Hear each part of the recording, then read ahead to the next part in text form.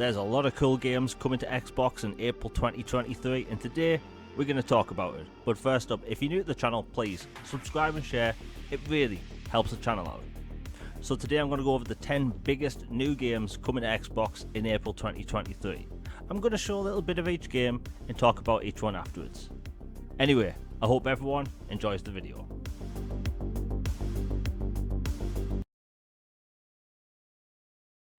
This wasteland is a domain of devious creation. 1,000 shrines to pain and challenge, each built to protect the only resource we have left. But by whom, you ask? By builders, the masterminds of the wastes. They express themselves in stone and steel, raising fortresses to stop any raider foolish enough to enter. At 10 we have Meet Your Maker, coming to Xbox Series XS and Xbox One consoles April 4th. It's a first-person shooter that's all about raids. You can either create them or play them. Now it's single player or co-op, it's up to you, and the objective is get to the other end of the raid and survive. Now if you die, the person that created the raid actually gets a reward, so it's pretty cool like that.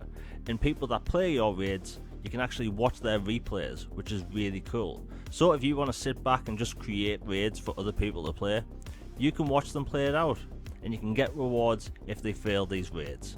It's a pretty cool take on the first person shooter genre, and honestly, I can't wait to play it.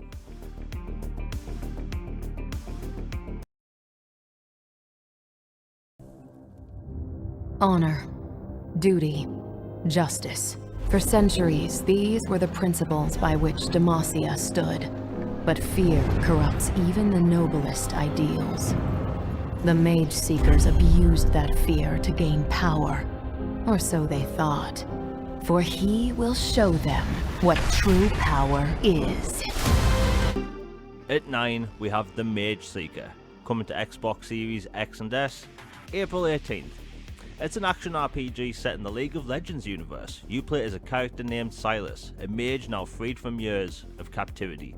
You now wield the chains that once bound you, and you're now to liberate Demacia from the Mage Seeker's tyranny.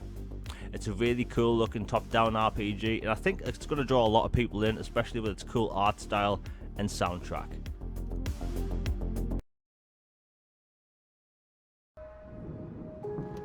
There is nothing in this world that cannot be explained with logic and reason.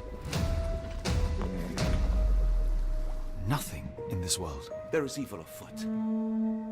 Strangeness and savagery like I have never seen. Something otherworldly festering in the dark beyond our reach. At 8 we have Sherlock Holmes, The Awakened, coming to Xbox Series XS and Xbox One consoles April 11th. It's a third-person over-the-shoulder adventure game that follows an original plotline as Sherlock Holmes and his companion Dr. Watson is investigating a series of strange disappearances all over Europe, but relating to the Cthulhu mythos. That's right, it's a Lovecraftian crossover. So it's going to be a completely different style of Sherlock game, and because of that I think the fan base for this is just going to get even bigger.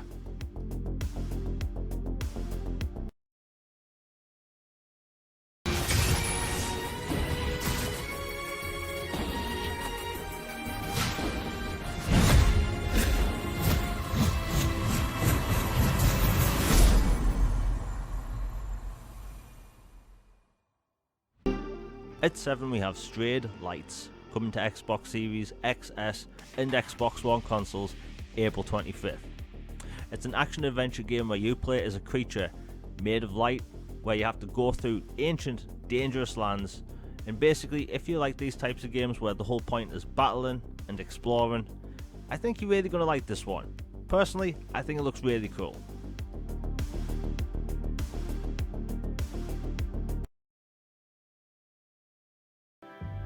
I travelled alone, as I always did.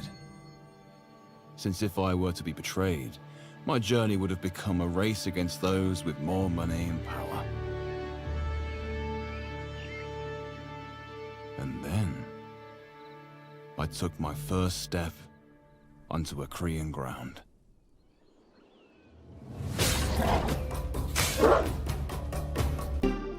At 6, we have Stray Blade, coming to Xbox Series X and S, April 20th. It's an action-adventure RPG where you play as a rogue adventurer, where you and your wolf companion have to explore a strange, ancient valley. You have to uncover the history of the Forgotten Valley and master the powers of the 3 ancient metals to restore balance to this war-torn land. Now, I've had my eyes on this game for a very long time now, and I think a lot of people are going to enjoy it. Your combat style actually changes depending on what kind of weapon you use. So if you use an axe, you're going to be slow and powerful, but if you use something like a sword, you're going to be a bit more nimble. This game is extremely bright and colourful, something which we don't see a lot these days in these types of games. I can't wait for this, and again, I think a lot of people will really enjoy this one.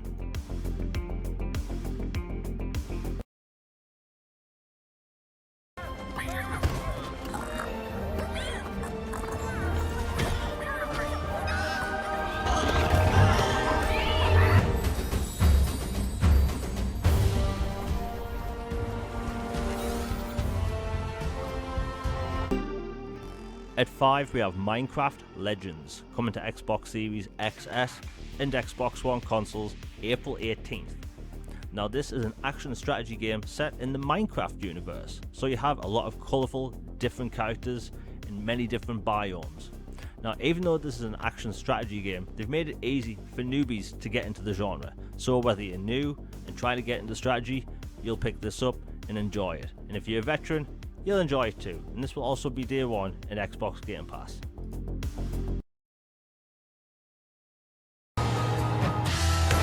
It is good to see you, you old devil.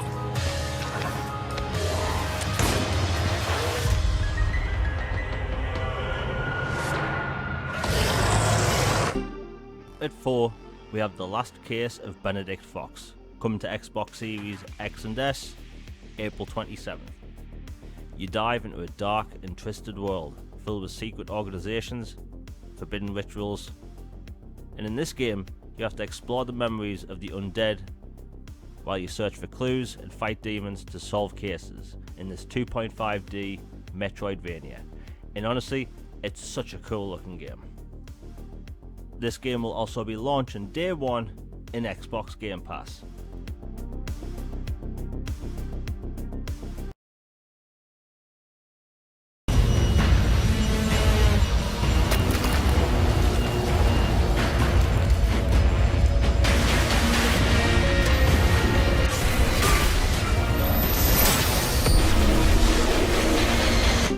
At 3 we have Ghostwire Tokyo, coming to Xbox Series X and S, April 12th. Now this is a first-person action-adventure game set in a stylized open-world Tokyo, where you have to save the world from being taken over by supernatural forces.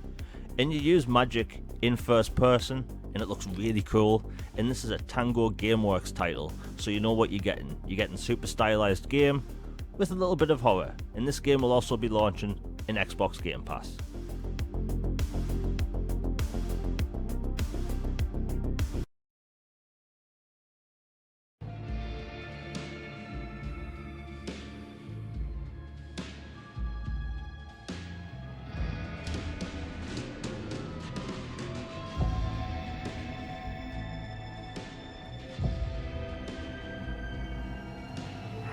Stand the fuck back.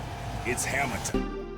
At 2 we have Dead Island 2, coming to Xbox Series XS and Xbox One consoles April 21st. Zombies have taken over LA and you have to survive in this over-the-top, absolutely gory first-person shooter zombie action game. Now, it's what you've loved about Dead Island and even Dying Light in the past, but way more over the top. Bodies in this game have 3D gore, so you can even melt flesh off zombies. It's pretty cool and kind of disgusting. And every time they're showing off gameplay for this, it looks better and better every time, and I think everyone is going to have a ridiculous amount of fun with this game.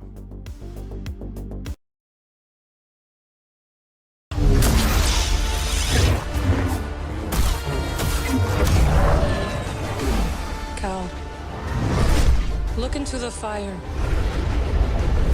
It will warm you, keep you company.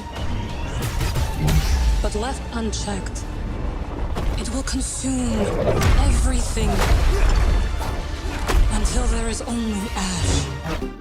At 1, we have Star Wars Jedi Survivor, coming to Xbox Series X and S, April 28th. The game takes place 5 years after the events of Jedi Fallen Order, where Cal Kestis is now a full-blown Jedi Knight, with new Force abilities and new lightsaber fighting styles, so you can really mix it up in this game. The Empire is closing in, and Cal Kestis and the crew of the Mantis have a lot of threats to deal with. So you have the Empire, you have bounty hunters, and a lot more. The game will actually feature familiar and new planets to the Star Wars universe, which is really cool.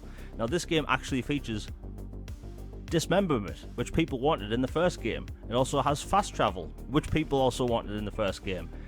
Now, the first game, in my opinion, was Game of the Year 2019, and this game looks like it's going to be even better. And I think everyone is really going to enjoy this one.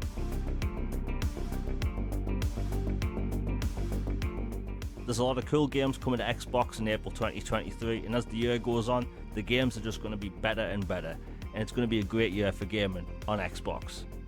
And that's it for today's video. If you've enjoyed it, please hit like, share and subscribe. Hit that bell for notifications, you'll be notified for my next video.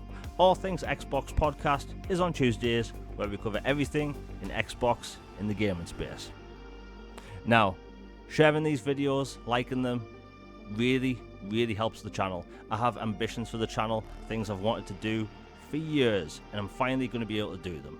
I've talked about getting back to weekly content for a while, and everything's sorted after a long time.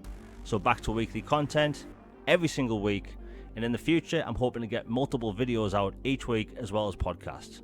Anyway, that's it for today. I hope everyone has a good one.